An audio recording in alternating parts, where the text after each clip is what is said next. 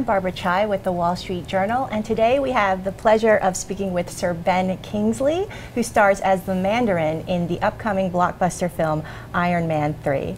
Thank you so much for joining us, Sir Ben. It's a pleasure, Barbara. Welcome. Really. So let's talk about your role as the Mandarin in Iron Man 3. Right. Iron Man 3 is the first Marvel film to open after the blockbuster success of The Avengers, which took in more than $1.5 billion worldwide. And so far, Iron Man 3 has already grossed more than $250 million worldwide.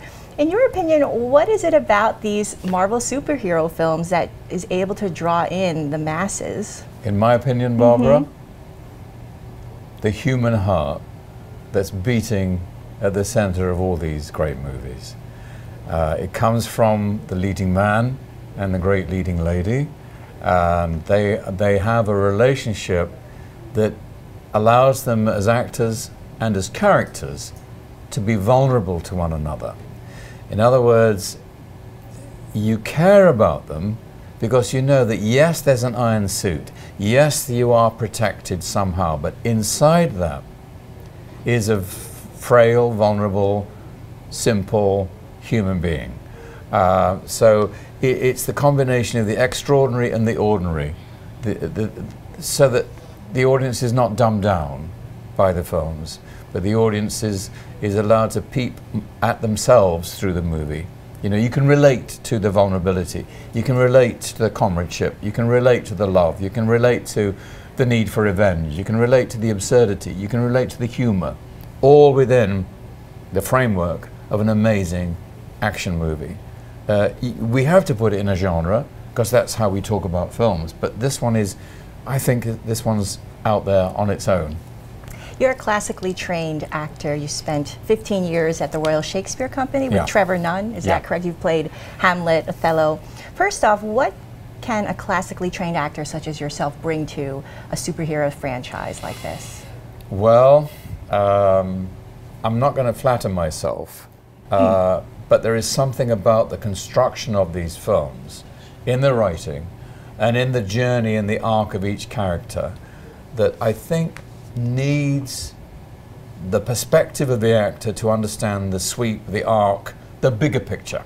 And if you are, as I was, lucky enough to be trained in theatre and in great classical plays, you have to have, in any part of the play that you're in, you have to be aware of the bigger picture. In the same way that if you are a wonderful, let's say you're a virtuoso violinist and you're playing a great symphony, you need to know where you are in the symphony. You need to know where those notes are placed. And so I think that kind of classical training helps me to stay within the beautiful, perfect box of each scene, knowing that it is linked with the greater picture. I always bring that training to everything I do. Speaking of the bigger picture, you won the Academy Award for playing Gandhi, and on that film you literally had thousands of extras. You did not have anything on CGI, for example. That's so true. What were some of the challenges of switching over to a film such as this, where there is CGI, it's a huge production, and there are things that you might be battling that aren't actually there? My Mandarin is more isolated from the CGI, but of course he's linked to it. I think it has to boil down to the director. The danger of CGI, because there's nothing there, is to overreact to that which isn't there. You're compensating for its absence. So a director needs, he or she needs to temper the performance, saying, no, we've got it, that's it. Because when I was performing in my first epic, I did actually deliver a political speech, a beautiful one, to 20,000 people. And when I walked onto the set, 20,000 people stood up and cheered. That hits you like a truck. And it changes your body chemistry as an actor to such an extent that there's hardly any acting needed, because it's a given. It's a wonderful energy giver. Now, if there's nothing there, and they say, don't worry, we'll CGI them in afterwards, you think, well, it hasn't changed my body chemistry. The green screen actually hasn't done anything to me. So it's quite a skill on the part of the director to say, whoa, we've got it, no need to compensate. Interesting. Thank you so much for speaking with us today, Sir Ben. Congratulations on the new film, Iron Man 3. Thank you.